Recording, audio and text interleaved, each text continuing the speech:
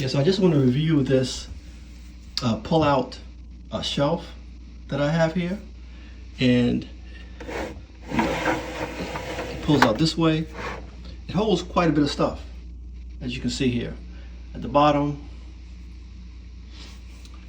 and it fits nicely inside, right under the sink, that you can see there. And the top portion also pulls out. I've had it for a while, and I've actually moved, and it didn't break or anything. It's sturdy, and I think it looks kind of stylish there. And I didn't have enough room for a second one. As you can see, the plumbing kind of gets in the way. But yeah, if you need a way to stack more items inside of your, underneath your sink, I think this kind of pull-out shelving unit is a very good system to use.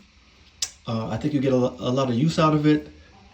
It can hold some tall stuff at the bottom, and I do have space at the top here. It can hold some stuff at the top as well.